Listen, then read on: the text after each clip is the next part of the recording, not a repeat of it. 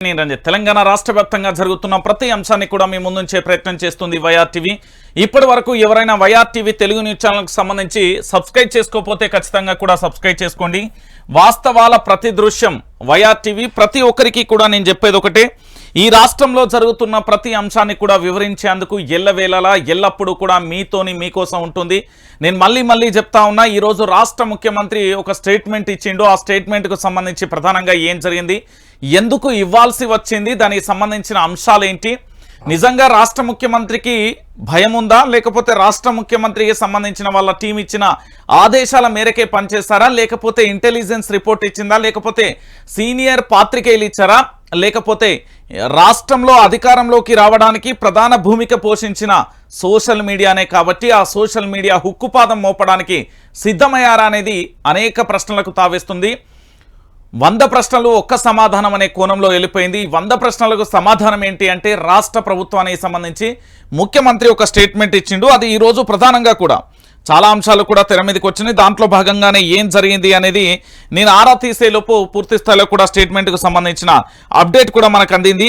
ఒక్కసారి మీ అందరికీ కూడా చెప్తా, నిజానికి ఏం జరిగింది, రాష్ట్ర ముఖ్యమంత్రి ఎందుకు స్టేట్మెంట్ ఇవ్వాల్సి వచ్చింది అనేది ఒకసారి మనందరం కూడా లైవ్లో చూద్దాం. ఏమిచ్చిండు, ఎందుకు ఇవ్వాల్సి వచ్చింది, ఇస్తే దానికి గల కారణాలు ఏంటి అనేది ఒకసారి మీ అందరికీ చూపెడతా, ఒకసారి మీరే చూడాలి. రైట్, ఇది ఎవరి పత్రిక ఒకసారి మీరు మళ్ళీ చూడుర్రి. మళ్ళీ నిజాలేంది అబద్ధాలేంది రాష్ట్ర ముఖ్యమంత్రి తెలవాలి, మళ్ళీ ఎఫ్ఐఆర్లో నమోదు చేసే పోలీసు వ్యవస్థకు కూడా తెలవాలి.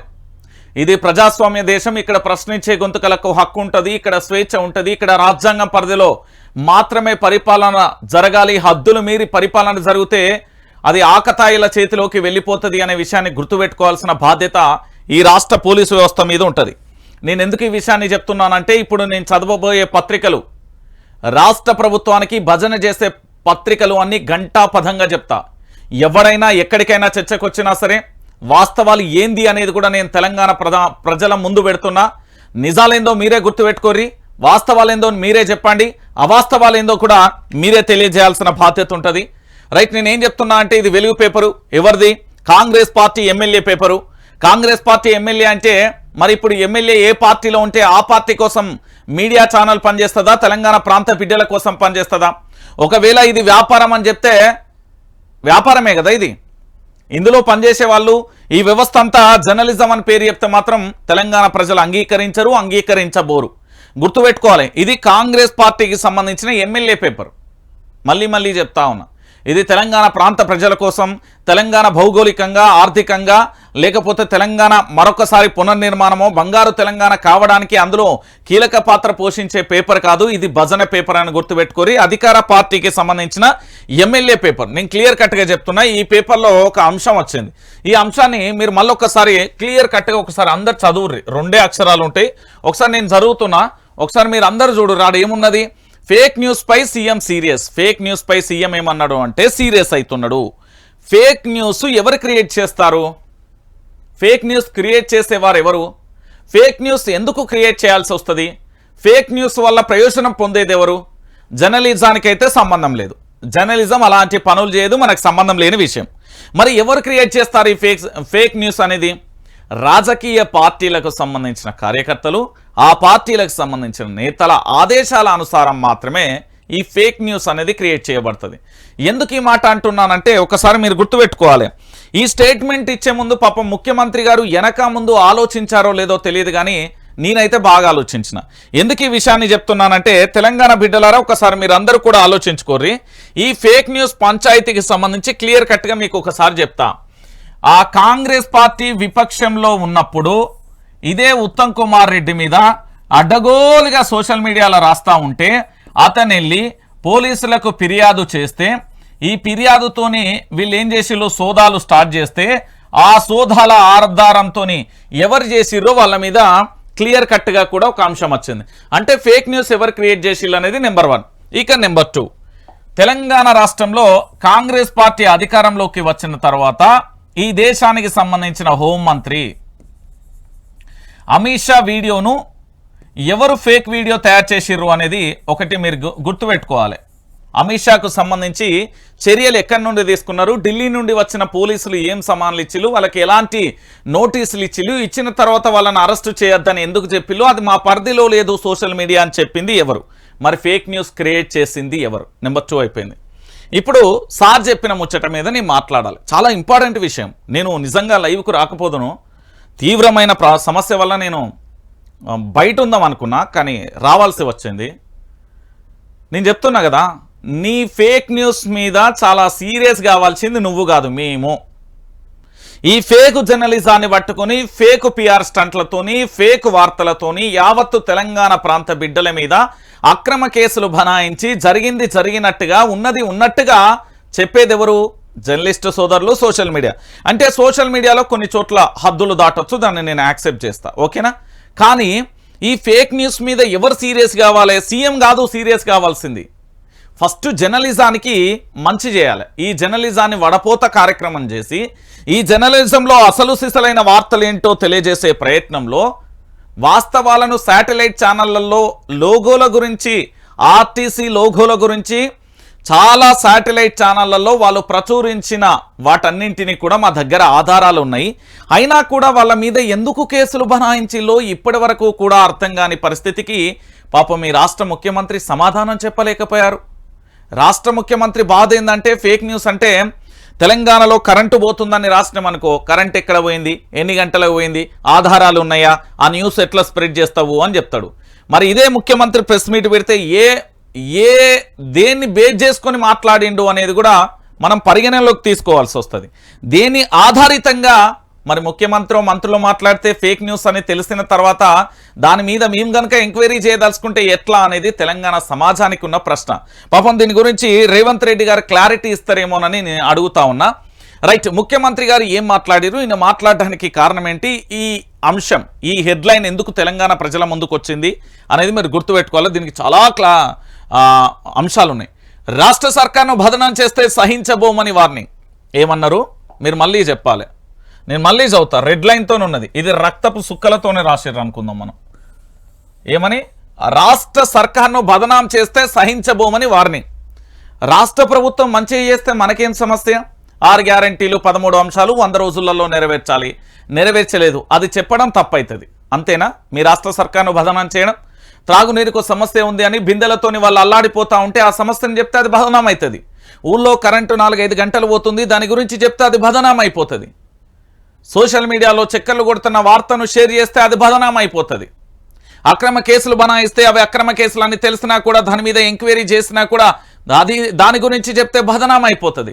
దాడులు జరుగుతున్నాయని చెప్తే దాని గురించి బదనాం అయిపోతుంది. కానీ రియాలిటీ ఏంటిదయ్యా? రాష్ట్ర సర్కారుకు సంబంధించి పగబట్టుకొని బదనాం చేయాల్సిన అవసరం అయితే నాకు లేదు, ఈ తెలంగాణలో ఎవరికీ లేదు. నువ్వు మంచి చేస్తే జయహో రేవంత్ రెడ్డి అంటారు, కానీ నేను బదనాం చేసే ఆలోచన ఈ తెలంగాణ ప్రాంత బిడ్డలకు లేదు. ఎందుకంటే నువ్వు పెద్ద నీకు నువ్వే ఎక్కువ ఊహించుకుంటున్నావు, నాకు తెలిసినంత వరకు అతిగా ఊహించుకుంటున్నావు. అంత సీన్ లేదనేది అందరికీ తెలుసు. రేవంత్ రెడ్డి సర్కార్ను, కాంగ్రెస్ ప్రభుత్వాన్ని పనిగట్టుకొని దాన్ని విమర్శలు చేయాల్సిన అవసరం ఈ తెలంగాణలో ఎవరికీ లేదు. మీరిచ్చిన హామీలు ఏవైతే ఉన్నాయో, మీరు చెప్పిన అంశాలు ఏవైతే ఉన్నాయో వాటిని అమలు చేస్తే సరిపోతుంది. మాకు మీరు ఇచ్చిన ఏదైతే 100 రోజులలో 6 గ్యారంటీలు 13 అంశాలని చెప్పారు చూడండి, అది అమలు చేస్తే సరిపోతుంది మాకు. దానితో పాటుగా పరిపాలన అనేది ప్రశ్నించే గొంతుకగా మేము విమర్శించున్నాం కాబట్టి ప్రశ్నించే గొంతుకలం. మీ పరిపాలన అనేది ప్రజలకు చాలా ఆరోగ్యకరమైన వాతావరణంలో మీ యొక్క సంక్షేమ పథకాలను అందిస్తే మీ సర్కారుని ఎవరు బదనాం చేస్తారు? నేనే మాట్లాడతా వాళ్ళ గురించి రేపు. ఇగో పలానా రేవంత్ రెడ్డి కాంగ్రెస్ ప్రభుత్వంకి మంచి పని చేసినా కూడా వీళ్ళు విమర్శిస్తున్నారు, ఇది తప్పు అని చెప్తాం. మరి ఇంత బాధ ఎందుకు వచ్చింది అంటే, రాష్ట్ర సర్కార్ కేవలం 100 రోజులే అధికారంలోకి వచ్చిన 150 రోజులలో భయంకరమైన వ్యతిరేకతను మూటగట్టుకున్నది. ఇప్పుడు ఆ వ్యతిరేకతను ఏ కోణంలో కూడా మనం సర్ది చేసుకోవాలన్నా కూడా పాసిబుల్ కావట్లేదు. సో దాంట్లో భాగంగా ఏం జరుగుతున్నది అంటే, తెలంగాణ ప్రాంత బిడ్డలకు ఏంది, ఎక్కడ ఏది జరిగినా కూడా ఫోన్ తీసిర్రా, ఇగో పలానా హైదరాబాద్లో ఈ సంఘటన చోటు చేసుకుంది, పలానా నల్గొండలో ఈ సంఘటన చోటు చేసుకుంది, పలానా ఆదిలాబాద్ పలానా నిజామాబాద్ పలానా ఖమ్మం పలానా వరంగల్ పలానా కరీంనగర్ అంటూ ఎక్కడికక్కడ వీడియోలు తీస్తూ దాన్ని సోషల్ మీడియాలో ఇప్పుడున్న యువత అప్లోడ్ చేస్తుంది. దేనికోసం? నాకు ఇక్కడ అన్యాయం జరిగింది, న్యాయం జరగాలని చెప్పింది. నిన్న ఒక తల్లి మీరందరూ చూసిర్రు, నాగోలు పరిసర ప్రాంతాల్లో అంటే ఎల్బీ నగర్ నియోజకవర్గంలో, బహుశా అక్కడే అనుకుంటా, ఏంది రోడ్డు బాగోలేకపోవడంతో నీళ్ళన్నీ నిలిచిపోవడంతో తన పిల్లలతోని స్కూటీ మీద వెళ్తూ ఉంటే స్కిడ్ అయ్యి అందులో పడడం వల్ల, ఆ గుంత ఉండడం వల్ల పూర్తి స్థాయిలో కూడా ఏం జరిగింది అంటే తన పిల్లలకు గాయాలైపోయిన పరిస్థితి కనబడ్డది. గాయాలైన పరిస్థితి ఏం జరిగింది? గాయాలైన తర్వాత ఇక సహించేది లేక తల్లికి కోపం వచ్చింది, ఉగ్రరూపం దాల్చింది. ఆ నీళ్ళల్లో కూర్చొని ఇది బాగు చేస్తారా లేదా అని చెప్పేసి ఏం చేసింది, అక్కడ భీష్మించుకొని కూర్చున్నది. కూర్చున్న తర్వాత ఏం జరిగింది? ఇక కూర్చున్న తర్వాత ఎట్టి పరిస్థితులలో ఏం చేయడానికి లేదు. సర్కారు దిగి వచ్చింది, ముఖ్యమంత్రి దిగి వచ్చిండు, దాన్ని సాయంత్రం వరకు క్లియర్ చేసింది. ఇగో ఇలాంటి సమస్యలను కూడా పోస్టు చేయకూడదు. సో ముఖ్యమంత్రి గారికి సంబంధించిన ఈ అంశాలు ఎట్లున్నాయి అనేది మీకు చెప్తా ఉన్నా. ఈరోజు తెలంగాణ ప్రాంత బిడ్డలందరూ కూడా తెలుసుకోవాలి. ఎందుకంటే వాస్తవాల కోణం అన్నీ కూడా తెలుసుకోవాల్సిన పరిస్థితి మీ అందరికీ కనబడుతుంది. ఓకేనా? దాని తర్వాత ముఖ్యమంత్రి గారు ఏమన్నారు? తప్పుడు ప్రచారం చేసే వారిపైన కఠిన చర్యలు తీసుకోవాలని ఆదేశాలు చేశారు. నేను ఒకటి చెప్తున్నా, రేవంత్ రెడ్డికో, కాంగ్రెస్ ప్రభుత్వానికో, కాంగ్రెస్ మంత్రులకో, కాంగ్రెస్ ఎమ్మెల్యేకో గిట్టు పంచాయతీ లేదు, భూమి తగాదాలు లేవు, ఇండ్ల పంచాయతీ లేదు, ఏంది పొత్తుల వ్యాపారాల పంచాయతీ లేవు. సో అల్టిమేట్గా ఏం జరుగుతుంది? వ్యక్తిగత కక్ష అనేది ఇక్కడ ఎవరికీ లేదు. వాస్తవం ఏంది అంటే ఎవరికైతే అన్యాయం జరుగుతుందో వాళ్ళు ఖచ్చితంగా ప్రశ్నిస్తారు. ఇప్పుడు నాకు తెలంగాణ ఉద్యమంలో అన్యాయం జరిగింది, బీఆర్ఎస్ పార్టీని ప్రశ్నించిన. తెలంగాణ ప్రాంత బిడ్డలకు అన్యాయం జరుగుతున్నది, ఇప్పుడు ప్రశ్నిస్తున్నా. అంటే అర్థమవుతున్నదా? ఎక్కడ అన్యాయం జరిగిపోయిన తర్వాత ఉద్యమకాలను పట్టించుకోలే, లాఠీ దెబ్బలతోని రకరకాలుగా ఇప్పటికీ ఒక తరం ఆగమైపోయింది. దాని తర్వాత కేసులతోని మరికొంతమంది ఒంటి మీద గాయాలతోని ఇంకొంతమంది కూడా వారి యొక్క జీవితాలను తృణప్రాయంగా ఈ తెలంగాణ రాష్ట్రం కోసం త్యాగం చేశారు. ఇప్పుడు కాంగ్రెస్ ప్రభుత్వాన్ని మనం 100 రోజులలో ఎవరు అడగలే, అన్నా 100 రోజులలో మీరు 6 గ్యారంటీలు ఇవ్వండి, వాటిని ఖచ్చితంగా 13 అంశాలను ఏవైతే ఉన్నాయో వాటిని 100 రోజులలో అమలు చేయమని ఈ తెలంగాణ ప్రజలు ఏ ఒక్కరూ కూడా బాంచననో లేకపోతే రిక్వెస్టో లేకపోతే బతిలాడో భామాడో ఎవరు అడగలే. కానీ ఎవరు చేసిర్రు? ఇది మీ అంతటా మీరు మేనిఫెస్టో పెట్టిన పరిస్థితి కనబడుతుంది. ఈరోజు అంత జరుగుతుంది కదా, దాని గురించి మాట్లాడతారు. ఎవరికైతే అన్యాయం జరిగిందో వాళ్ళ గురించి ప్రశ్నిస్తారు. రేవంత్ రెడ్డి ఎప్పుడో ఒక మాట అంటాడు, ప్రకృతి దానికి సమాధానం ఖచ్చితంగా చెప్తుంది, మనం సమాధానం చెప్పకపోయినా ప్రకృతి సమాధానం చెప్తుంది అంటూ నా బిడ్డ పెళ్లి రోజు నన్ను అరెస్ట్ చేశారు, ఈరోజు కేసీఆర్ బిడ్డ జైల్లో ఉన్నది అని చెప్పిండు. ఎగ్జాక్ట్. నేను సరే నువ్వు ఏం చేసినావు, ఏం కథ, తప్పు చేసినావు లేదా ఈ యావత్తు తెలంగాణ సమాజానికి తెలుసు.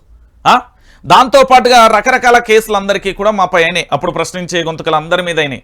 నాడు విపక్షం నేడు విపక్షం. ఒక వ్యక్తి వ్యక్తిగత ఎజెండాతో వస్తే అది ఫేక్ న్యూస్ అవుతుంది, ఒక వ్యక్తి ప్రజల కోసం వస్తే అది ప్రజల ఎజెండా అవుతుంది. ఒక వ్యక్తి మీ యొక్క నినాదం వెనుక ఏ ఒక్క మర్మం ఉందో మాకు తెలియదు, కానీ మా నినాదం వెనుక స్పష్టమైన ఎజెండా ఉంది. తెలంగాణ ప్రజల యొక్క రక్షణే మాకు శ్రీరామ రక్ష.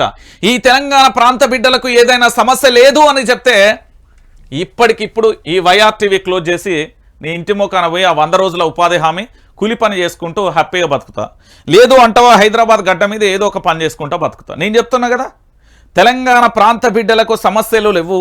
ఈ ప్రాంతమంతా సస్యశ్యామలంతోని, తెలంగాణ ప్రాంత ప్రజలంతా కూడా ఆయురారోగ్యాలతోని, సుఖ సంతోషాలతోని, ఆర్థిక వనరులతోని, అద్భుతమైన పంటల లావాదేవీలతోని ఉన్నారు అని యాక్సెప్ట్ చేస్తా. మరి ఉన్నారా? కళ్ళ ముందు కనిపించే యథార్థ సంఘటనలు. వడ్లు ఇప్పుడు ఏడున్నాయి, కళ్ళాల దగ్గరనే. మరోవైపు రైతులు ఏం చేస్తున్నారు? రైతన్నలు విత్తనాల కోసం క్యూ కడుతున్నారు. ఇది నిజమా కాదా? ఇది నేను అడిగే విషయం ఏంటంటే క్లియర్ కట్ ఉంటుంది. ఇక్కడ దాచడానికి ఏమీ లేదు. నాడు విపక్షమే, నేడు విపక్షమే, రేపు విపక్షమే. నాకు ఏ వ్యక్తిగత ఎజెండా లేదు, నాకు ఏ ఎజెండా లేదు, నాకు ప్రజలే ఎజెండా, ప్రజల క్షేమమే నా ఎజెండా. నేను చెప్తున్నా కదా, తీవ్రమైన అనారోగ్యం ఉంది, వచ్చి నిలవల్లే. దేనికోసం? ఈ తెలంగాణ ప్రాంతంలో ఒక అంశం వచ్చింది, ఫేక్ న్యూస్ అట క్రియేట్ చేస్తేనట సీఎం సార్ సీరియస్ అవుతున్నాడు అని నాకు పెద్ద ఆయన కాల్ చేసిండు. అయ్యా నువ్వు ఏమనుకోకు బిడ్డ, ఒక మాట చెప్తా అని చెప్పిండు. ఏంది అని నేను అడిగితే ఏదో తప్పుడు న్యూస్ చెప్తే కేసు పెడతా అన్నాడు కదా. మరి వాళ్ళు ఇచ్చిన హామీలన్నీ వాళ్ళు ఇచ్చిన 100 రోజులు అయిపోయినాయి కదా, మనం ఎన్ని కేసులు పెడదామని అడిగిండు. వారే సూపర్, ఇది కదా ప్రజలలో చైతన్యం. 70 ఏళ్ళ వృద్ధుడు అడిగిన ప్రశ్న అది. ఓకే, నెంబర్ 2 ఇంకొక ప్రశ్న కూడా అడిగిండు. ఏమని? కల్లాల దగ్గర మేము ఇప్పటికీ కల్లాలలో ఉన్నాం, కల్లాలన్నీ కూడా తలసిపోయినాయి, మొలకెత్తుతున్నాయి, మరి దీని గురించి ఇప్పటి వరకు మాట్లాడలే కానీ ఫేక్ న్యూస్ అని ఎందుకు పట్టుకున్నాడంటే భయం. న్యూస్తో ఏదైనా సాధ్యం, నేను చెప్తున్నా కదా, జర్నలిజంతో ఏదైనా సాధ్యం. అల్టిమేట్గా ముఖ్యమంత్రి వారు గతంలో ఒక మాట మాట్లాడుండే, నాకు సహచర ఎమ్మెల్యే దగ్గర, నాకు తెలిసిన నా మిత్రుడు ఎమ్మెల్యే ఉండే, ఎమ్మెల్యే దగ్గర మాట్లాడినప్పుడు మినిస్టర్ వస్తుంది కదా, మినిస్టర్ వచ్చిన తర్వాత మినిస్టర్ తీసుకుంటావా లేకపోతే ఇంకొకటి వేరే కార్పొరేషన్ తీసుకుంటావా అంటే, ఇంకా మినిస్టర్ లేదు కార్పొరేషన్ తీసుకుంటే 4 రూపాయలు వస్తాయట కదా అన్న చరిత్ర నీది. Is it correct or not? నువ్వే చెప్పు, నాకు సంబంధం లేదు. కానీ ఇది ఒక చర్చ జరిగింది. నేనేమంటున్నానంటే ఫేక్ న్యూస్ మీద కాదు మీరు పడాల్సింది. ఐ రిక్వెస్ట్ ముఖ్యమంత్రి గారు, ఈ న్యూస్లు ఇవన్నీ కాదు, మీరు చేయాల్సిన బాధ్యత చాలా ఉంది. నేను ఇప్పటికీ మళ్ళీ మీకు గుర్తు చేయమన్నా గుర్తు చేస్తా. మీరు ఈ భగవద్గీత, ఈ తెలంగాణలో హిందూ ప్రజలందరూ కూడా ఆరాధ్య దైవంగా భావించే భగవద్గీతనైనా, నా ముస్లిం సోదరుల ఖురాన్ మీదనైనా, నా క్రిస్టియన్ సోదరులకు సంబంధించిన బైబిల్ మీదనైనా ఇంకా నీకు ఏదైనా నమ్మకం ఉంటే, మొన్నటికి మొన్న నా పెద్దమ్మ తల్లి కానీ, లక్ష్మీ నరసింహస్వామి కానీ, వెమ్లవాడ రాజన్న కానీ, రామప్పలో ఉన్న శివుడు కానీ, లేకపోతే కుమరవెల్లి మల్లన్న స్వామి కానీ, లేకపోతే ఇంకా దేవుళ్ళ మీద నువ్వు ప్రమాణం చేసినావు కదా, నేనేమంటున్నానంటే నీ ప్రమాణం ఏ విధంగా ఉంటుంది, ఎందుకు చేయాల్సి వచ్చింది అని, ఆ పరిణామం ఎందుకు తీసుకొచ్చుకున్నావు అంటున్నా నేను. ఇప్పుడు నువ్వు 100 రోజులలో ఇక్కడ 6 గ్యారంటీలు 13 అంశాలను అమలు చేయలే, సరే ఓకే అమలు చేయలే, మరి మేము ఎన్ని కేసులు పెట్టాలి? మమ్మల్ని మోసం చేసినావు. ఎస్, మోసపోయా. నేను ఒక సామాన్యుడిగా, ఈ తెలంగాణ ప్రాంత బిడ్డగా, ఇక్కడి ఓటర్గా, ఈ భారతదేశ బిడ్డగా నేను అడుగుతున్నా, నేను మోసపోయినా, ఎన్ని కేసులు పెట్టాలి? నువ్వు సీరియస్ అయినావు, నేనెంత సీరియస్ కావాలి? ఈ తెలంగాణలో ఉన్న 4 కోట్ల మంది ఎంత సీరియస్ కావాలి? వాళ్ళు ఎంత ఘోరంగా ప్రశ్నించాలి? అర్థమవుతుందా నేను చెప్పేది? తెలంగాణ యాస భాషలనే చెప్తానా. నువ్వు సీరియస్ అయినావని మీ భజన పత్రిక, అల్టిమేట్గా కాంగ్రెస్ పత్రిక ఇది. ఏ నిజం నేను రాసుకొస్తా, నేనొస్తా మాట్లాడతా దీని గురించి, బహిరంగంగా లైవ్ పెట్టుకుందాం. ఇది కాంగ్రెస్ పత్రిక అంట నేను. ఎందుకు అంటే దాంట్లో నేను అన్ని జిరాక్సులు తీసి పెట్టినా. రేపు పొద్దుగాల సుప్రీంకోర్టు కాదు, కోర్టు, ఏ కోర్టు అయినా మంచిదే, అన్ని సబ్మిట్ చేయడానికి నేను సిద్ధమైపోయినా. దమ్మున మీరు డిలేట్ చేసినా చేస్తారు, మీరు దొంగలు నాకు తెలుసు. మొత్తం పేపర్లన్నీ కూడా జిరాక్స్ తీసి మంచిగా ఆన్లైన్లోకి వెళ్ళి స్క్రీన్షాట్లు పెట్టిన 15 రోజులుగా దాదాపుగా నెలన్నరగా రైతులు అల్లాడిపోతా ఉంటే దాని గురించి ఒక వార్త లేదు ఇందులో. ఇది కరెక్ట్ జర్నలిజం కాదు అని నాకు తెలుసు, అయినా వాళ్ళు అట్లనే రాసుకపోతారు. ఇక ఇంకొక అంశం అన్నాడు, చూస్తూ వదిలేస్తే భవిష్యత్తులో దుష్ప్రచారం మరింత పెరుగుతుందని కామెంట్స్. ఓకే, సీఎం ఆదేశాలతో అలర్ట్ అయిన ఆఫీసర్లు, ఇప్పటికే కొందరిపైన కేసులు, విచారణ ప్రారంభించిన పోలీసులు. ఓకే, విచారించండి, ప్రారంభించండి. ఏముంటుంది అధికారులు కాసేపు బెదిరిస్తాడు, కాసేపు తూడుతా అంటారు. పాపం వాళ్ళు ఏంటంటే రాజ్యం చేతిలో, రాజ్యంతో రాజ్య సైనికులు ఏ విధంగా వేరే రాజ్యం మీద దాడి చేయాలన్న వ్యూహరచన ఎట్లయితుందో, ఇక్కడ ఆ రాజ్యంలోనే అంతర్గత యుద్ధం మొదలైతే వాళ్ళని ఎట్లా అణచివేయాలనుకుంటారో అక్కడ జరిగే సీన్ ఇప్పుడు ప్రస్తుతం తెలంగాణలో అన్నట్టు. అంతే, నేను చెప్తున్నా కదా, ఇప్పటికే కొందరిపైన కేసులు, విచారణ ప్రారంభించారు. ఓకే, ఇప్పుడు ఏం చెప్పిండు, ఏం కథ అనేది ఒకసారి మనం చూద్దాం. అసలు ఏం జరిగింది మీరందరూ కూడా చూడాలి. సోషల్ మీడియా వేదికగా ఇటీవల ఫేక్ లెటర్లు, సర్క్యులర్లు, ఫోటోలు, వీడియోలు సృష్టించి రాష్ట్ర ప్రభుత్వాన్ని బదనాం చేస్తున్న వ్యవహారాన్ని సీఎం రేవంత్ రెడ్డి సీరియస్గా తీసుకున్నారు. ఓకే, శబాష్, మాస్తు, సూపర్. నేనేమంటున్నా అంటే 2014 నుంచి, బహుశా నాకు బాగా క్లారిటీగా గుర్తున్న డేట్ కూడా చెప్తా, 2019 మేబీ ఆగస్ట్ ఆర్ సెప్టెంబర్ అనుకుంటా, బాగా చాలా క్లారిటీగా కూడా గుర్తుంది. అప్పటి నుంచి ఇప్పటి వరకు ఈ రాష్ట్ర తొలి ముఖ్యమంత్రి కల్వకుంట్ల చంద్రశేఖరరావు మీద నోటికొచ్చిన మాటలతో, నోటికొచ్చిన వీడియోలతో, ఆధారాలు లేకుండా మాట్లాడిన 125 ఛానళ్ల మీద ఎన్ని కేసులు పెట్టాలి చెప్పు? 125 ఛానళ్ల మీద ఎన్ని కేసులు పెట్టాలి? విత్ ఎవిడెన్స్ ఉన్నాయి నా దగ్గర, నేను ఏమన్నా ఇస్తా. వారి నోటికొచ్చినట్టు అక్కడ ఎలాంటి ఆధారం లేకుండా ఈ రాష్ట్ర తొలి ముఖ్యమంత్రి మీద దుష్ప్రచారం చేశారు. సైంటిఫిక్ రీజన్తో విత్ ఎవిడెన్స్తో మాట్లాడుకుందాం. మరి ఈరోజు కాంగ్రెస్ ప్రభుత్వం వచ్చిన 100 రోజులలో ఎవరికీ ఇష్టం ఉండదండి. మీకు అర్థం కావట్లేదు. సమస్య ఉంటే మాత్రమే మేము మాట్లాడతాం, సమస్య లేకపోతే సైలెంట్గా ఉంటాం. సమస్య సృష్టించాల్సిన అవసరం లేదు, ఫేక్ వీడియోలు చేయాల్సిన అవసరం లేదు, ఫేక్ వార్తలు క్రియేట్ చేయాల్సిన అవసరం లేదు, ఎవరికీ లేదు. తెలంగాణ ప్రాంత బిడ్డ ఎవరికీ అవసరం లేదు. ఇది ఒక రకంగా హెచ్చరిక. ఎట్లా అనేది కూడా నేను చెప్తా. ప్రభుత్వ విశ్వసనీయతను దెబ్బతీసేలా అసత్యాలు ప్రచారం చేసే వారిపై కఠినంగా వ్యవహరించాలని అధికారులు ఆదేశించారు. ఓకే, మరి ప్రజల విశ్వసనీయత, ప్రజాస్వామ్య విశ్వసనీయత, రాజ్యాంగ విశ్వసనీయత, పోలీస్ వ్యవస్థ విశ్వసనీయత, న్యాయస్థానం విశ్వసనీయతను కోల్పోయినప్పుడు మేము ఏం చేయాలి? దిక్కులన్నీ బిక్కటిల్లేలా అరచాం కదా, కన్నీళ్లు పెట్టుకున్నాం కదా, మరి దాని సంగతి ఏంటి అని మేము అడుగుతా ఉన్నాం. ఈరోజు దాని గురించి సమాధానం చెప్తారా? ఈ అక్షరం రాసిన, అక్షర మాల్యాలను పేర్చిన ఈ అద్భుతమైన రైటర్ను. దీంతో అధికారులు, పోలీసులు అలర్ట్ అయ్యారు. ఇప్పటికే ఉస్మానియా యూనివర్సిటీ సెలవులపై ఇచ్చిన సర్క్యులర్, ఆర్టీసీ ఫేక్ లోగోలకు సంబంధించిన బాధ్యులపై కేసులు పెట్టిన పోలీసులు దర్యాప్తు ముమ్మరం చేశారు. వీటితో పాటు రాష్ట్రంలో కరెంటు కోతలపై వివిధ ప్రభుత్వ సర్క్యులర్లను మార్పింగ్ చేసి ఫేక్ న్యూస్ వైరల్ చేసిన ఘటనల్లోనూ బాధ్యులపైన చర్యలకు అధికారులు సిద్ధమవుతున్నారు. ప్రభుత్వం వైపు నుంచి లేనిది సృష్టించి సోషల్ మీడియాలో పోస్టు చేయడం చట్టరీత్యా నేరమని, ఇంత జరుగుతూ ఉంటే మీరు ఏం చేస్తున్నారని ఆయా శాఖల ఉన్నతాధికారులపై సీఎం సీరియస్ అయినట్లుగా సమాచారం. ఇలాంటివి చూస్తూ వదిలేస్తే భవిష్యత్తులో ప్రభుత్వం మనుగడకే ప్రశ్నార్థకంగా మారుతుందని, ప్రజల మధ్య గొడవలకు, అల్లర్లకు దారితీస్తుందని హెచ్చరికలతో ఆయా శాఖల పరిధిలోని హెచ్ఓడీల కింది స్థాయి ఉద్యోగులను అప్రమత్తం చేయడం చర్చనీయాంశంగా మారింది. వారవ్వా, శబాష్. నేనేమంటున్నానంటే, రాష్ట్ర ముఖ్యమంత్రి గారు యనుమల రేవంత్ రెడ్డి గారు, ఐ రెస్పెక్ట్ యువర్ చైర్, చాలా నాకు ఇష్టమైన చేరు. ఎందుకంటే 4 కోట్ల మంది జీవితాలను తలరాత మార్చే చేరు. నేను ఇక్కడ మీరు ఒక మాట మాట్లాడారు. మీరేమన్నారు? ఇక్కడ ప్రజల మధ్య అల్లర్లకు దారితీసే హెచ్చరికలతో ఆయా శాఖల పరిధిలోని హెచ్ఓడీల కింది స్థాయి ఉద్యోగులను అప్రమత్తం చేయడం చర్చనీయాంశంగా మారింది. ఓకే, శబాష్.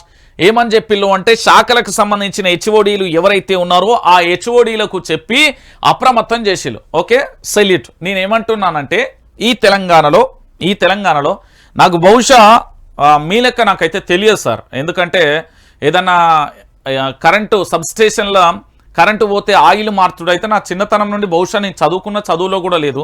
అది ఎక్కడ ఆయిల్ మారుస్తారో, ఏం మారుస్తారో నాకు కూడా తెలియదు. బహుశా తెలిసి ఉంటే ఒకసారి నాకు కూడా చూడాలని ఉంది లైవ్లో. ఒకటి. రెండోది, మీరు హెచ్ఓడీలను అలర్ట్ చేసారు చూడు, అదే హెచ్ఓడీలను ప్రభుత్వానికి సంబంధించిన ప్రభుత్వ పథకాల మీద, ఈ రైతుల ఏదైతే వరికి సంబంధించిన ధాన్యం కొనుగోలు కేంద్రాల దగ్గర, ఆ కరెంటుకు సంబంధించిన విషయం మీద, తాగునీరు, సాగునీరుకు సంబంధించిన హెచ్ఓడీలు ఎవరైతే ఉన్నారో ఆయా శాఖలను, వాళ్ళను అలర్ట్ చేస్తే సరిపోతుంది కదా. అసలు ఈ వార్త ఎందుకు వేస్తారు వాళ్ళు? ఫేక్ న్యూస్ ఎందుకు క్రియేట్ చేస్తారు? వాళ్ళకి ఏం అవసరం? నువ్వేమన్నా రక్తబంధికుడా? నీకు నాకేమన్నా గిట్టు పంచాయతీ ఉన్నదా, లేకపోతే భూమి పంచాయతీ ఉందా, లేకపోతే ఇల్లు పంచాయతీ ఉందా, వ్యాపార పంచాయతీ ఉందా, లేకపోతే ఇంకేమన్నా పంచాయతీలు ఉన్నాయా? ఏం పంచాయతీలు ఉన్నాయని వారు చేస్తారు? వాళ్ళకి ఏం సంబంధం? ఒకసారి ఆలోచిద్దాం మనం. న్యాచురల్గా తెలంగాణ ప్రాంత బిడ్డలందరూ కూడా ఆలోచించండి. ఇక్కడ ఏం చెప్పిండంటే, గొడవలకు, అల్లర్లకు దారితీసే పరిణామాలు ఉంటాయని చెప్పిండు. ఓకే, శబాష్. మరి కన్నీళ్లకు, ఆత్మహత్యలకు మనిషి ప్రాణమే పోతుంది కదా, దాని ఆయా శాఖల హెచ్ఓడీలను అలర్ట్ చేస్తే అద్భుతం అంటాం కదా మేము. మరి దాన్ని ఎందుకు చేయలేకపోయారు అని నేను అడుగుతా ఉన్నా. నేను ఎక్కువ అడగట్లేదు. నువ్వు చెప్పిన అంశాన్ని, నీ పత్రికలో రాసిన అంశాన్ని నేను క్లియర్ కట్గా నీకే చెప్తున్నా. ఇంతటితో అయిపోయిందా? ఓయూ సర్క్యులర్ నుంచే మొదలు. గత నెలలో ఓయూ సర్క్యులర్ రిలీజ్ అయినప్పటి నుంచే ఈ ఫేక్ పోస్టుల పరంపర మొదలైంది. మే 1 నుంచి 31వ తేదీ వరకు యూనివర్సిటీ సెలవులు ప్రకటిస్తూ చీఫ్ వార్డెన్ ఉత్తర్వులు జారీ చేయడానికి కొందరు వివాదాస్పదం చేశారు. దాంట్లో మొన్న క్రిషాంక్ భాయ్ ఏం చేసిండంటే, క్రిషాంక్ భాయ్కి సంబంధించి ప్రధానంగా ఆయన చెప్పిన అంశం ఒకటే. ఎవరో షేర్ చేసి దాన్ని అట్లనే షేర్ చేసిండు. ఇది వాస్తవం. కేసులు పెట్టిలు. అర్ధరాత్రి ఆయనను అరెస్ట్ చేసిన ఘటనలు కూడా చూస్తాం. సో ఒకసారి చూడరు. వదిలేస్తే హెచ్చు మీరుతుందని నిరుడు డిసెంబర్ 7న కాంగ్రెస్ అధికారంలో వచ్చినప్పటి నుంచే సోషల్ మీడియాలో ప్రభుత్వంపై కొన్ని వర్గాలు పనిగట్టుకుని దుష్ప్రచారం చేస్తున్నట్లుగా ఇంటెలిజెన్స్ ఆఫీసర్లు సీఎం రేవంత్ రెడ్డికి రిపోర్ట్ ఇచ్చారు. ఓకే, ఏమని? డిసెంబర్ 7 నుంచి. ఎందుకు? మాకేమవసరం నీతోని? నేను మళ్ళీ అడుగుతున్నా. నువ్వు కూర్చునే కుర్చీలో 4 కాళ్ళు ఉంటాయి. దానికి ఆ కాల్లో వైఆర్టీవీ అయితే కీలకం. నీ కుర్చీ కింద ఉండే 4 కాళ్ళల్లో ఒక కాళ్ళు నాదే. బరాబర్. ఇది ఎక్కడైనా చెప్తా. బరాబర్ ఇది ఎక్కడైనా చెప్తా, అన్యాయంగా అక్రమ కేసుల పాలైన, అన్యాయంగా ఒంటి మీద దెబ్బలు తిన్న, అక్రమ కేసులకు బదనైన, మానసిక శారీరక వేధింపులు చేసిన నీ ప్రభుత్వం నిలబడడానికి నీకు కారణమైన, నీ ప్రభుత్వం ఏర్పడిన తర్వాత మళ్ళీ నువ్వు అదే చేస్తే చర్యకు ప్రతి చర్య ఉంటుంది కదా. నేననే కాదు, ఇట్లా చాలామంది నీకు తెలియదేమో నీ కింది స్థాయిలో జరిగిన వ్యవస్థలో. ఎందుకంటే తెలంగాణలో నీకు కొందరు జర్నలిస్టులే కనబడతారు. అందరు ఎందుకు కనబడతారు? కొన్ని వర్గాలు పనిగట్టుకొని ఏం చెయ్యి, పలానా కాడ పంటెండిపోతుంది అక్కడ పోయి న్యూస్ రిపోర్టింగ్ చేస్తాం, పలానా కాడ కరెంటు పోయింది అంటే అక్కడికి పోయి చేస్తాం, పలానా కాడ తాగునీరు సమస్య ఉన్నదంటే చేస్తాం, పలానా ఏంది ఏదైతే హాస్పిటల్స్ ఉన్నాయో ఆడ ఏం జరిగిందో దాన్ని తీసుకొస్తాం, లేదా మీరు రాసిన న్యూస్ పేపర్లో జరిగిన వాస్తవాలను మాత్రమే మేము చెప్తాం. మాకు పనిగట్టుకొని చెప్పాల్సిన అవసరమే ఉంటుంది? నీదేమన్నా ఈడేమన్నా రాజ్యదోపిడా? నీ రాజ్యం కోసం నేనేమన్నా రాజ్యం మీద నాకు కావాలి అనే పగ్గాలతోనేమన్నా వస్తాం? మాకేమవసరం అంటున్నా. ఇక్కడ చూడుర్రి, ఇక్కడ ఏం చెప్పిండంటే, కానీ ప్రభుత్వం మారడంతో ఫ్రస్ట్రేషన్లో కొంతమంది అలా చేస్తూ ఉండొచ్చు అని, ఆ తర్వాత అంతా సర్దుకుంటుందని మెదట్లో సీఎం లైట్గా తీసుకున్నారు. కానీ రోజు రోజుకు ప్రభుత్వాన్ని బదనాం చేసేలా ఫేక్ ప్రచారం పెరుగుతూ పోవడం, లేనిపోని జరుగుతున్నట్లుగా క్రియేట్ చేయడంపై అటు ప్రభుత్వంలో ఇటు అధికార వర్గాలలో తీవ్ర చర్చకు దారితీసింది. దీంతో అప్రమత్తమైన CM Revanth Reddy fake news పై చట్టపరమైన కఠిన చర్యలు తీసుకోవాలని శాఖల హెచ్ఓడీలకు పోలీసు అధికారులకు ఆదేశాలు జారీ చేశారు. ఓకే, శాఖల అధికారులు ఎవరెవరైతే ఉంటారో వాళ్ళు ఫస్ట్ ఏం చేయాలంటే, భారతీయ జనతా పార్టీకి సంబంధించిన ఎలేటి మహేశ్వర్ రెడ్డి, లక్ష్మణ్, దాంతోపాటు ధర్మపురి అరవింద్, దాంతోపాటుగా బీఆర్ఎస్ పార్టీ ఈ నేతలను ఫస్ట్ మీరు అరెస్ట్ చేయండి, అప్పుడు మేము మాట్లాడతాం. ఎందుకు అంటనా, రేవంత్ రెడ్డి భారతీయ జనతా పార్టీలోకి వస్తున్నాడు అని ఎలేటి మహేశ్వర్ రెడ్డి ఘంటాపదంగా చెప్తున్నాడు. ఇంకోటి ఉత్తమ్ కుమార్ రెడ్డికి సంబంధించిన 1000 కోట్లకు సంబంధించిన పెద్ది సుదర్శన్ రెడ్డి, ఎలేటి మహేశ్వర్ రెడ్డి చెప్పిన పరిస్థితి. ఫస్ట్ లీడర్ల దగ్గర పోరి, సామాన్యుడి మీద హుక్కుపాదం చేస్తారేం? లీడర్ల దగ్గర పోతే ఉత్సాహపడుతుందా, లేకపోతే మీ మొగొల్లం కావనుకుంటున్నారా, లేకపోతే మేము సావజచ్చింది అనుకుంటున్నారా? సామాన్యుడి మీద మీ హుక్కుపాదం కాదు, ఎవరైతే ప్రెస్ మీట్ పెట్టిలో ఆ లీడర్ల బట్టలు ఇప్పి తీసుకెళ్ళు, అప్పుడు నేను నిన్ను నమ్ముతా. సామాన్యుడుల మీద హుక్కుపాదం మోపి శాఖల హెచ్ఓడీలను అధికారులను కాదు. నువ్వు చేయాల్సింది ఏంటి అంటే, రేవంత్ రెడ్డి మొట్టమొదటిగా నీ ప్రభుత్వం మీద విమర్శలు చేస్తూ నీ ప్రభుత్వానికి సంబంధించిన ఎవరెవరైతే ఉన్నారో విపక్ష పార్టీలకు సంబంధించిన వాళ్ళని అరెస్ట్ చేయి, అప్పుడు మాట్లాడతా నేను. ఎలేటి మహేశ్వర్ రెడ్డి రేవంత్ రెడ్డి అనేట ఆయన నా పార్టీలోకి వస్తున్నాడు అని చెప్పిన ఆయనే, నీ పార్టీలో ఏక్నాథ్ షిండేలు ఉన్నారు అని చెప్పింది ఆయనే, దాంతోపాటు ఏకంగా కూడా స్వాగతం పలుకుతున్నామని చెప్పింది ధర్మపురి అరవింద్, మా ప్రభుత్వం ఎక్కువ రోజులు ఉండదు అని చెప్పింది లక్ష్మణ్. మరి వీళ్ళ గురించి వదిలేసి ఈ తెలంగాణలో 4 కోట్ల మంది బిడ్డలు, సామాన్యమైన ప్రజల మీద, సామాన్యమైన యువత మీద, సామాన్యంగా బ్రతికే వాళ్ళ మీద ఎందుకు నీ హుక్కుపాదం అని నేను అడుగుతున్నాను. నేను ఏ భయం లేదా? అక్కడ ఏమైంది నీ సీరియస్నెస్? సామాన్యుల మీద హుక్కుపాదం మోపుతారట, సామాన్యుల మీద హుక్కుపాదం మోపే ప్రయత్నం చేస్తారట, కానీ లీడర్లను అరెస్ట్ చేయరండి వీళ్ళు లీడర్. నేను చెప్తున్నా కదా, రేవంత్ రెడ్డి నిజంగా నువ్వు ముఖ్యమంత్రి అయితే, నిజంగా నేను ఏదైనా చేయగలుగుతాను అని అంటే ఖచ్చితంగా నువ్వు ఫస్ట్ చేయాల్సింది విపక్ష పార్టీలలో మాట్లాడిన లీడర్లను అరెస్ట్ చేయి. అప్పుడు శభాష్ రేవంత్ రెడ్డి అంటే ఇక్కడే నువ్వు ఎట్లా మాకు దొరకవు కాబట్టి కనీసం ఇక్కడన్నా నేను సన్మానం చేస్తాను. నేను చెప్తున్నా కదా, నువ్వు ఫస్ట్ చేయాల్సింది ఏంటంటే, నీ పార్టీ మీద, నీ మీద నిన్ను వ్యక్తిగతంగా మాట్లాడిన విపక్ష పార్టీ నేతలను మాట్లాడు. వాళ్ళు ఏదైతే మాట్లాడతారో అది పేపర్లో వస్తుంది, ఆ పేపర్లో వచ్చిన వార్తలైనా మేము చదువుతాం. మేము ఇక్కడ కొత్తగా క్రియేట్ చేసేది ఏమీ లేదే, మేము కొత్తగా మాట్లాడేది ఏమీ లేదే, మాకు కొత్తగా చేయాల్సిన అవసరం ఏమున్నది? ఈ ఫేక్ న్యూస్ అని చెప్పి తెలంగాణ ప్రాంత యువ సోషల్ మీడియాను భయభ్రాంతులకు గురి చేసే ప్రయత్నం చేస్తున్నారు. నేను ఒకటే చెప్తున్నా, తెలంగాణ సోషల్ మీడియా వారియర్స్ అందరికీ కూడా, ఇగో ఇక్కడ వైఆర్టీవీ ఉన్నది, కంఠంలో ప్రాణం ఉన్నంత వరకు ఈ తెలంగాణ జాతి, నీతి, నిజాయితీ, తెలంగాణ ప్రాంతం కోసం ఆనాడు ఒంటిపై దెబ్బలతోని, రక్తపు చుక్కలతోని నేలరాలిపోతామో ఉంటామో తెలియని బ్రతుకులలో బ్రతికిన బ్రతుకు. అలాంటప్పుడు మన తెలంగాణ మళ్ళీ ఆగమైపోతా ఉంటే ఎందుకు చూస్తాం? జరిగిన తప్పును, యథార్థ సంఘటనలు, వాస్తవాలను మొత్తం అప్లోడ్ చేయండి. మనం ఫేక్ సృష్టించం, మనకు అవసరమే లేదు. ఎవరి మీద పని కట్టుకొని బదనాం చేయాల్సిన అవసరం, వాళ్ళు ఏమైనా హీరోలా, తురుంలా, తోపులా? నార్మల్ పర్సన్ అంతే. ఆయన చీరలో ఊకుంటే అదేమన్నా శాశ్వతమా? మనం బ్రతికున్నంత వాళ్ళకి ఆ ముఖ్యమంత్రి పీట ఉంటుందా? రేపు రాదా మనకు? మనం కూర్చోం వాళ్ళ, రేపు మనది కాదా? అది ఆలోచించాలి. నేను మళ్ళీ చెప్తా ఉన్నా, దీని గురించి మీరు ఎవరు ఆందోళన చెందాల్సిన అవసరం లేదు. దీని గురించి ఆందోళన చెందాల్సింది వాళ్ళ పార్టీ వాళ్ళే. ఎందుకంటే మొన్న అమిత్ షాకు సంబంధించిన ఫేక్ వీడియో సృష్టించింది వాళ్ళే. దాంతోపాటు ఉత్తమ్కు సంబంధించి బదనాం చేసింది వాళ్ళే, మనం చేయం. మనకు అలాంటి బుద్ధి లేదు, మనకు అలాంటి వక్ర భాష, అలాంటి ఆలోచనలు కూడా లేదు. సో మనం చేసేది ఏంది, సమస్య ఎక్కడ ఉంటే అక్కడ నిలబడతాం. సమస్య ఏంటి అంటే దాన్ని ప్రజెంట్ చేస్తాం, వాస్తవం ఏందో చెప్తాం. వీళ్ళు అరెస్టు చేయదలుచుకుంటే రేపు పొద్దుగాల ఫేక్ న్యూస్ పేరుతోని ఈ రాష్ట్ర ముఖ్యమంత్రి అరెస్టు చేయదలుచుకుంటే మొట్టమొదటిసారిగా విపక్ష నేతలను అరెస్టు చేయాలి, అప్పుడు నేను మాట్లాడతా. అప్పటిదాకా ఈ ఫేక్, ఈ దుకాణం అంతా బంద్, ఏంటిది కొట్టేయరు, మనకు సంబంధం లేని ఇష్యూ. దీన్ని పట్టించుకోకూడదు కూడా పట్టించుకోకూడదు, ఎందుకంటే ఇది భజన పేపర్. ఆ వెలుగు పేపర్ ప్రభాత వెలుగు, దాని పేరు వెలుగు కాదు, మీకు తెలియదు కానీ నేను చెప్తున్నా కదా. ఇక వాస్తవ కోణాలు ఏం జరిగినాయో ఒకసారి పోదాం. మహిళల పొట్టగొట్టిన రేవంత్, స్కూల్ యూనిఫామ్లను కుట్టు పని డ్వాక్రా గ్రూపులకు అప్పగించిన సర్కార్, వాళ్ళ ముసుగులో ప్రైవేట్ ఏజెన్సీలకు. ప్రభుత్వంపై మండిపడుతున్న కుట్టు పని కార్మికులు, పక్క రాష్ట్రాలకు తరలిపోతున్న మన కార్మికుల ఉపాధి. మంత్రి సీతక్క హస్తం ఉందని కార్మికుల అనుమానం. అక్క చెల్లి అంటూ రోడ్డున పడేశారని రేవంత్ పై ఆగ్రహం. ఏం జరిగింది, కుట్టు పని వాళ్ళు జీవనాధారం, సుమారు 2 లక్షల మంది జీవనం సాగిస్తున్నారు. స్కూల్ యూనిఫామ్ కుట్టడంతో వారికి ఏటా పెద్ద ఎత్తున కూడా పని కలుగుతుందని ప్రభుత్వ పాఠశాలలు, ఇంటర్ కాలేజీలకు యూనిఫామ్ కుట్టిస్తుంటారు. అయితే ప్రభుత్వం మారిన తర్వాత వాళ్ళ జీవితాలు కూడా తలకిందులు అవుతాయని అస్సలు ఊహించలేదు. యూనిఫామ్స్ కుట్టు పని కాంట్రాక్టును ప్రభుత్వం ఈ ఏడాది డాక్టర్ గ్రూపులకు అప్పగిస్తూ నిర్ణయం తీసుకుంది. దీంతో వేలాది మంది దర్జీలు, కుట్టు పని వారు రోడ్డున పడుతున్నారు.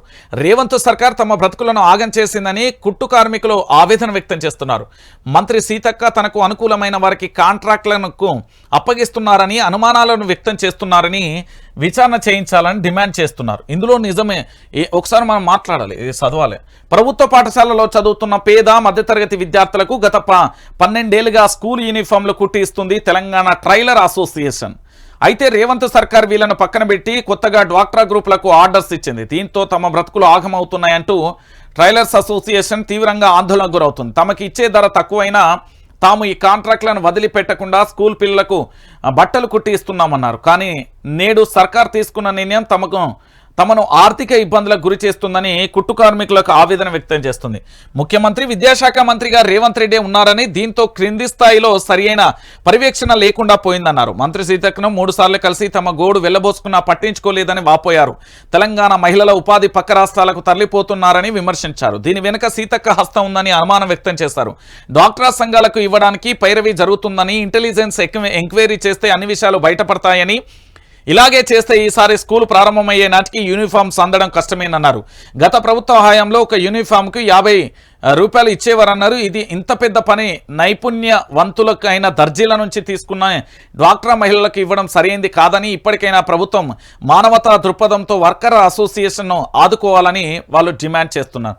డాక్టరా మహిళలకు ఇస్తున్నారు. సరే, డాక్టరా మహిళలకు సంబంధించి ఇది పెద్ద చర్చ. ఇది తెలంగాణలో ఏంటంటే రాజకీయ కోణంలో ఒకటి వాళ్ళను బదనాం చేసే కోరిన రాజకీయ కోణంలో వాళ్ళను వాడుకునేది అన్నట్టు, అంతే. ఇంకా నేనేమంటున్నానంటే క్లియర్ కట్గా, ఇప్పుడు నాది జర్నలిజం, నేను జర్నలిజం పని చేయాలి.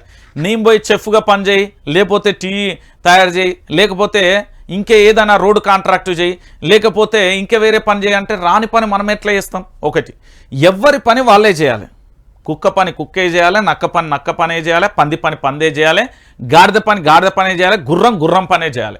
ఒకళ్ళ పని ఒకళ్ళకి అప్పచెప్తే గిట్లనే ఉంటుంది. ఇప్పుడు డాక్టరా గ్రూపులకు అందజేసిలు, సరే క్లియర్ కట్గా మాట్లాడుకో. నాకున్న అవగాహన వరకు నా ఊళ్ళో డాక్టరా గ్రూపులు ఉన్నారు. డాక్టరా గ్రూప్లో అలా ఒక సంఘం ఉంటుంది, అందులో మా అమ్మ కూడా సభ్యురాలు. ఆ డాక్టరా గ్రూపులలో ఏంది మిషన్ వచ్చిన వాళ్ళు అయితే లేరు, మరి వేరే గ్రూపులలో ఉన్నారు. అట్లా వేరే గ్రూపులలో ఎంతమంది ఉంటారు? ఊరు మొత్తంలో తీస్తే కూడా 2, 3, 4 కంటే ఎక్కువ వెళ్ళరు. మరి ఎవరికి ఇద్దాం అనుకుంటున్నారు అనేది పెద్ద క్వశ్చన్ మార్క్. ఒకటి, మీరు అంతగానో ఇవ్వాలంటే రాజన్న సిరిసిల్ల జిల్లాకు సంబంధించి చేనేత కార్మికులు ఎక్కడున్నారో వాళ్ళకి ఇస్తే బాగుంటుంది. నేను ఎందుకు చెప్తున్నా అంటే ఇది ఎవరికో వీళ్ళ అవసరాల కోసం, వీళ్ళ పబ్బం కోసం, వీళ్ళ ఆర్థిక లావాదేవీలకు, వీళ్ళ కమిషన్ల కోసం ఏజెన్సీలకు ఇవ్వడం ద్వారా మోసపోతాం. ఏజెన్సీ వ్యవస్థ అనేదే ఉండకూడదని కదా ఈ మనం మార్పు పేరుతో అధికారంలోకి వచ్చిర్రు. ఈ ఏజెన్సీ వ్యవస్థ ఇవన్నీ మనకెందుకు? ఈ వట్టకాయలు, లొట్టకాయలు, పట్టకాయలు మనకెందుకు? ఎవరి పని వాళ్ళే చేయాలి. కుక్క పని కుక్కే చేయాలి, నక్క పని నక్కే చేయాలి, గాడిద పని గాడిదే చేయాలి. ఈ పని వాళ్ళకి అప్పయించినా, వాళ్ళ పని వీళ్ళకి అప్పయించినా ఉండదు. ఇప్పుడు మనిషి పొద్దుగా లేచి మంచిగా స్నానం చేసి డెటాల్ సోపు ఏదో సోప్ పెట్టుకొని షాంపూ పెట్టుకొని మంచిగా రెడీ అవుతాడు. కానీ పంది నచ్చి నువ్వు స్నానం చేయి డెటాల్ సోప్ పెట్టుకో అంటే కుదురుతుందా? అది ఏడ తిరగాలనో గానే తిరుగుతుంది. మనిషి ఏం చేయాలనో గదే చేస్తారు. ఒకల పని ఓలకప్ప ఎప్పుడు ఏందా చిల్లర కాకపోతుంది. రాష్ట్రంలో మీరు అందరూ కూడా ఆలోచించాల్సిన విషయం ఏంది అంటే ఎవరి పని వాళ్ళే చేయాలన్నా. మీరు ఏంది అంటే మీ స్వార్థ రాజకీయాలను పక్కన పెడదాం. తెలంగాణ ప్రాంత బిడ్డల హక్కుల కోసం, తెలంగాణ ప్రాంత భవిష్యత్తు కోసం, ఈ 4 కోట్ల మంది జీవితాల కోసం ఆలోచించండి. కానీ ఎవరికో ఏదో చెప్తామంటే ఏంది ఇది? ఒకసారి ముఖ్యమంత్రి దీని మీద రివ్యూ చేయమని నేను అడుగుతా ఉన్నా. రైట్గా ఉచిత కరెంటు మీ అందరికీ తెలుసు కదా, అదే ఫ్రీ కరెంటు. ఫ్రీ కరెంటుతోనే ఏం జరుగుతున్నది అనేది చాలా మందికి తెలియని విషయం.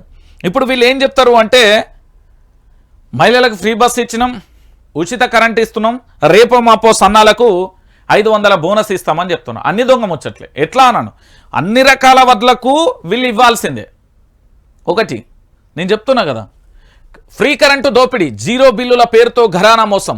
వరుసగా 2 నెలలు జీరో బిల్లులు, 3వ నెలలో 2700 పైగా బిల్లులు, 2 నెలల రీడింగ్తో ఒకేసారి బిల్లులు. షాక్ అయిన వినియోగదారు. అధిక యూనిట్లు ఆ యూనిట్లు చూపించి బాధుడే బాధుడు.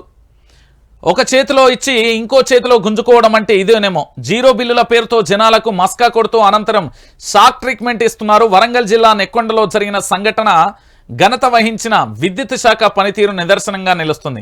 5 నెలల కాలంలో ప్రజలకు ఏదేదో చేసేసామని రేవంత్ సర్కార్ గొప్పగా చెప్పుకుంటుంటే విద్యుత్ శాఖ అధికారులు జీరో బిల్లుల పేరుతో జనాలకు పంగనామాలు పెడుతున్నారు.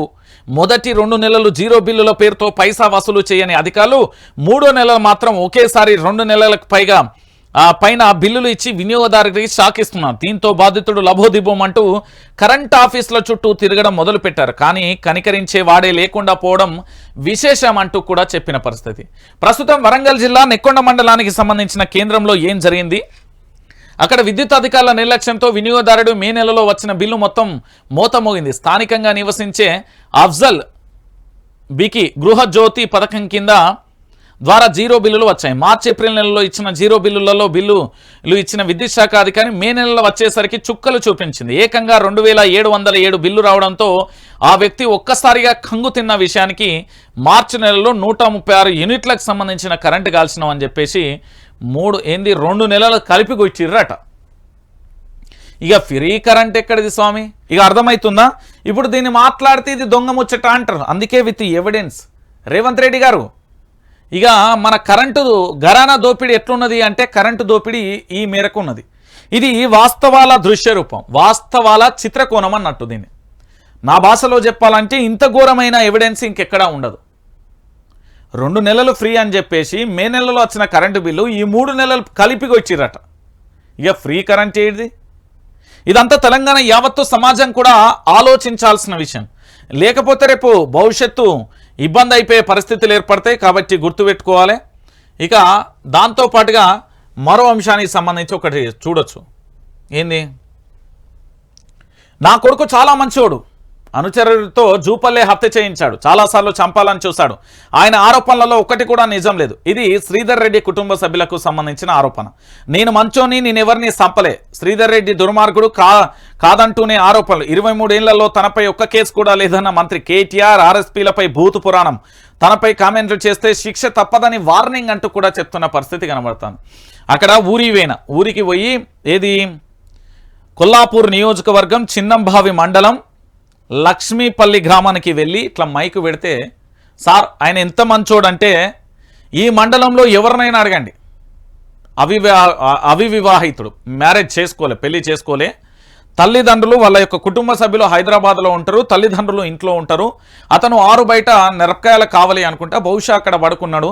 ప్రతిరోజు ఉదయం 6 గంటలకు వచ్చి వాళ్ళ తల్లిదండ్రులు పడుకున్న గేట్ ఓపెన్ చేస్తాడు. అయితే ఆ రోజు కూడా రాకపోవడంతో వాళ్ళ తల్లిదండ్రులు బయటకు వచ్చి చూష్టాలకు రక్తపు మడుగులో చనిపోయి ఉన్న పరిస్థితి కనబడ్డది. సో ఏం జరిగింది అని వాళ్ళ తల్లిదండ్రులను వాళ్ళ కుటుంబ సభ్యులను నేను అడిగిన, వారితో పాటు వాళ్ళ గ్రామాలను అడిగిన.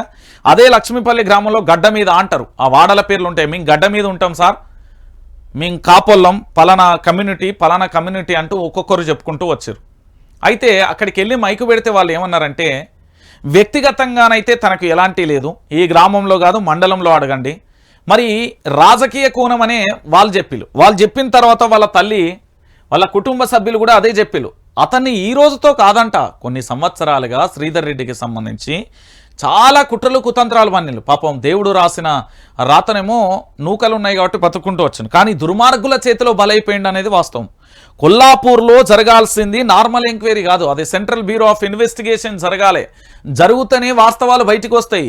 ఈ తూతూ మంత్రం తుమ్మకాయల మంత్రాల విచారణతో ఏం లేదు, ఎంటికలు రాలిపోయినట్టు ఉంటుంది కానీ విచారణ ఇది ముందుకు సాగదు. ఈ కేసు మాత్రం సెంట్రల్ బ్యూరో ఆఫ్ ఇన్వెస్టిగేషన్ చేస్తేనే నిజ నిర్ధారణ వాస్తవాలు బయటకు వస్తాయి.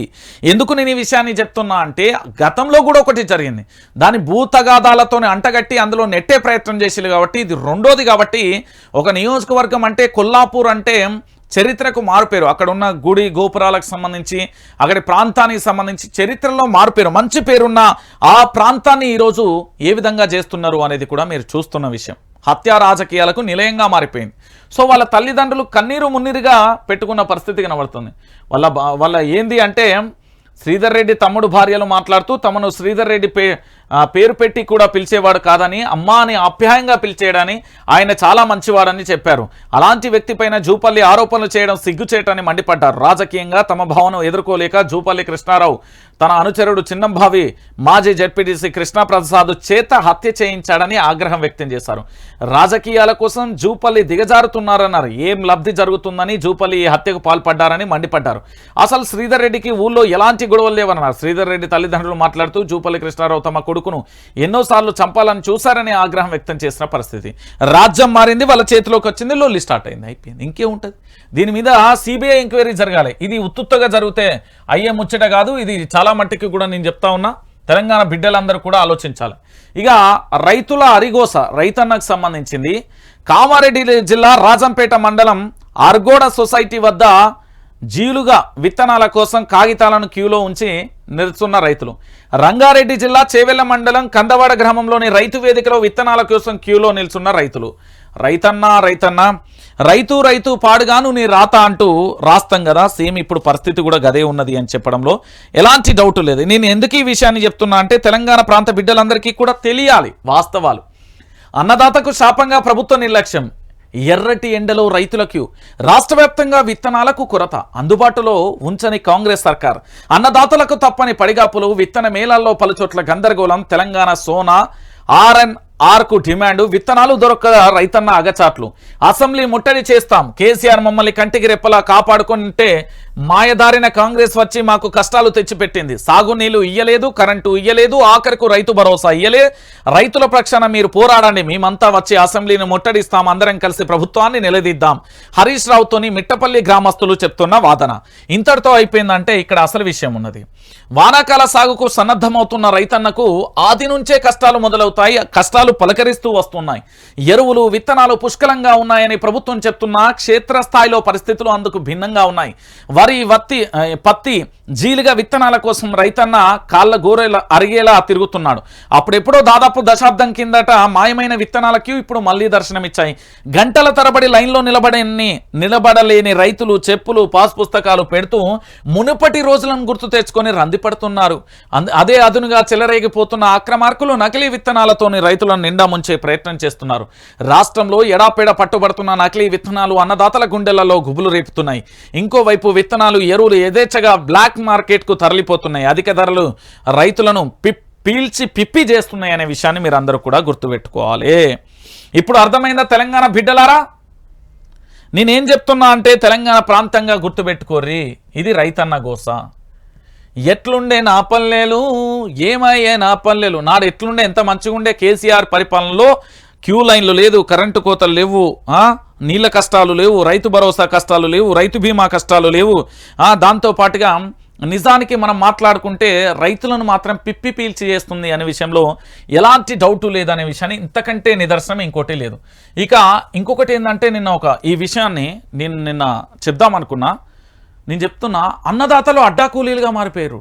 చాలా ఆశ్చర్యం వేసింది. ఈ దేశానికి అన్నం పెట్టే రైతన్న అడక్క తినే పరిస్థితులు వస్తాయా? అరే రైతన్న ఇంత దిగులుగా ఉండిపోయాడా? ఇదేనా నా తెలంగాణ అని ఒక్క క్షణం నిర్ఘాంతపోయినా. ఎస్, మీకు ఒక వ్యక్తి గురించి చెప్తా. ఇగో ఈ స్టోరీ. రాష్ట్రంలో కుంటుపడిన వ్యవసాయం, వెక్కిరిస్తున్న కరెంటు సాగునీటి ఇబ్బందులు, వేధిస్తున్న బ్యాంకర్లు ఫైనాన్స్ వ్యాపారులు, ఆర్థిక అష్టదిగ్బంధంలో అన్నదాతలు, ఉపాధి కోసం తప్పని వలసలు, కరెంటు నీళ్లు లేవు. మాది మెదక్ జిల్లా నర్సాపూర్ మండలం కౌడుపల్లి. మాకు 3 ఎకరాల పొలం ఉంది. కేసీఆర్ ప్రభుత్వం ఉన్నప్పుడు వ్యవసాయం చేసిన ఊళ్ళో ఇతరుల పొలం పనులకు కూడా వెళ్లేవాడని. ఇప్పుడు కరెంటు నీళ్లు సరిపడా లేవు. 3 నెలల క్రితం హైదరాబాద్కు వచ్చి అడ్డాకూలిగా పని చేసుకుంటున్నా. మా పిల్లలు కంపెనీలలో పనిచేస్తున్నారు. కొత్త ప్రభుత్వం రుణమాఫీ చేసి వ్యవసాయానికి అండగా ఉండాలి. భిక్షపతి జగద్గిరి గుట్ట అడ్డాకూలిగా మారిపోయిండు. మత్తలు దూకిన చెరువులన్నీ నెర్రలు బారాయి. పరుగులు పెట్టిన కాలువలన్నీ మోడుబారాయి. పంటలు పండిన నేలలన్నీ బీడుబారాయి. పసిడి పంటలకు నిలయమైన పల్లెసీమలు కరువు కోరలలో చిక్కుకున్నాయి. రాష్ట్రంలో ప్రభుత్వం మారిన తర్వాత వ్యవసాయం ముఖచిత్రం మారిపోయింది. సాగు నీళ్లున్నా విత్తు లేదు, విత్తున్నా పంట రాదు, పంట వచ్చినా కొనే దిక్కు లేదు. వైరసీ వ్యవసాయమే దండుగైంది. తరాలుగా నేలను నమ్ముకున్న రైతు బతుకు ఆగమైపోయింది. కన్నీటి లాంటి బ్రతుకులు ఇప్పుడు అడ్డాకూలీలుగా మారిపోయాయి.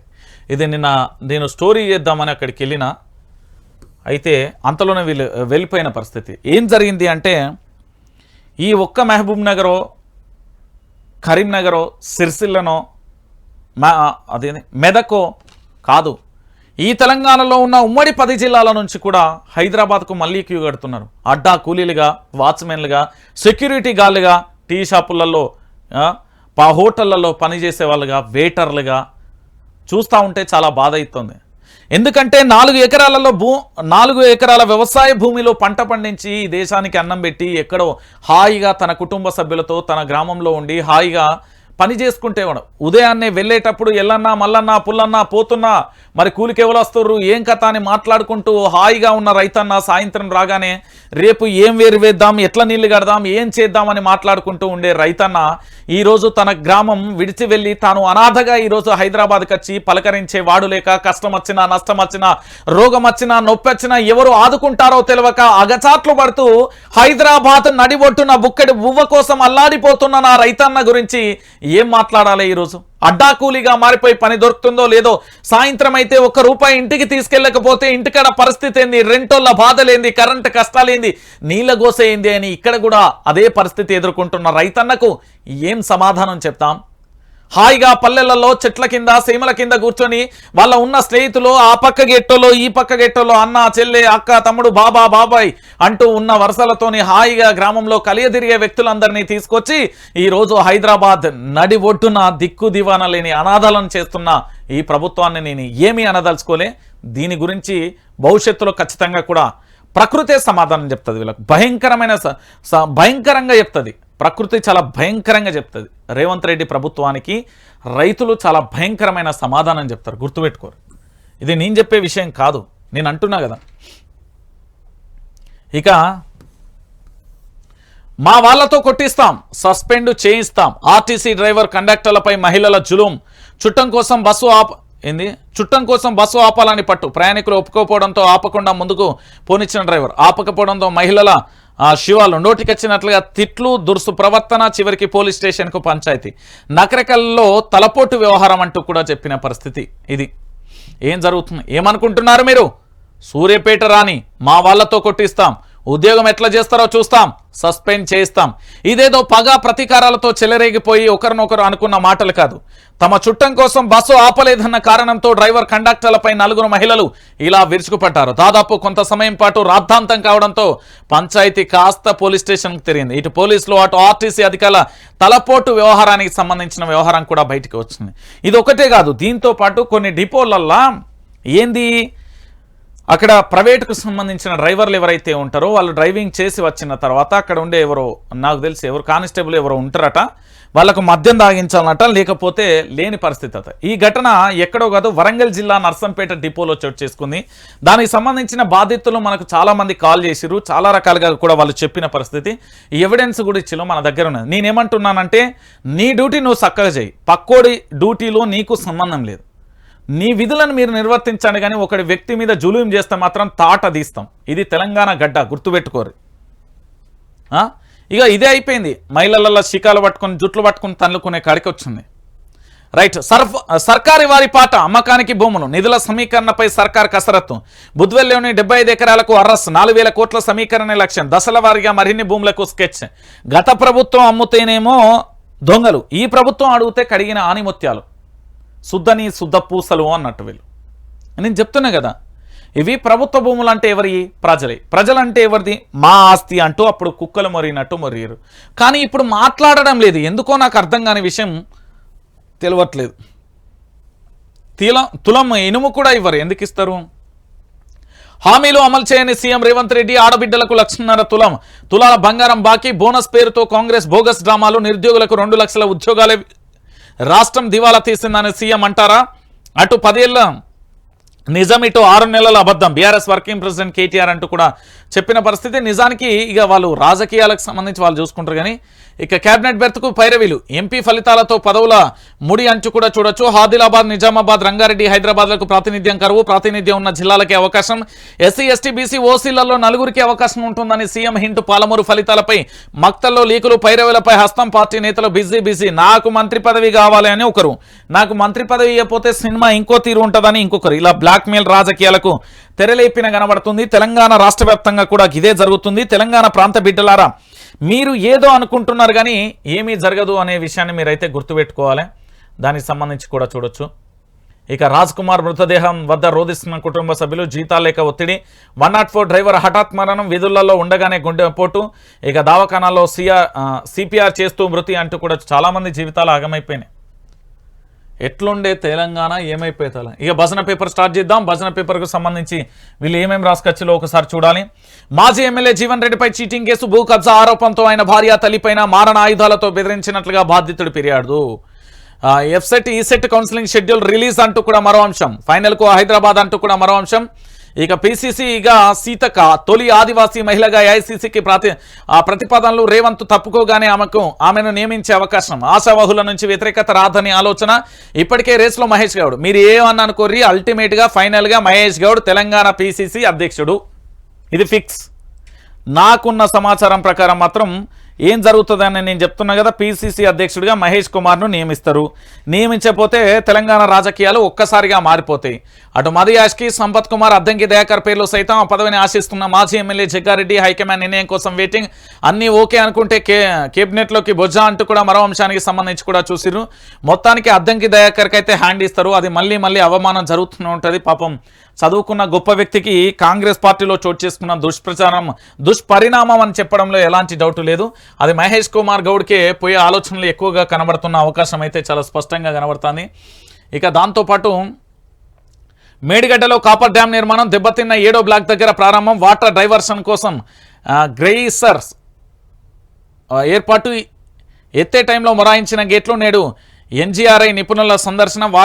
వారంలో సీఎం మంత్రుల విజిట్ అంటూ కూడా మరో అంశానికి సంబంధించి కూడా హైలైట్ చేసింది.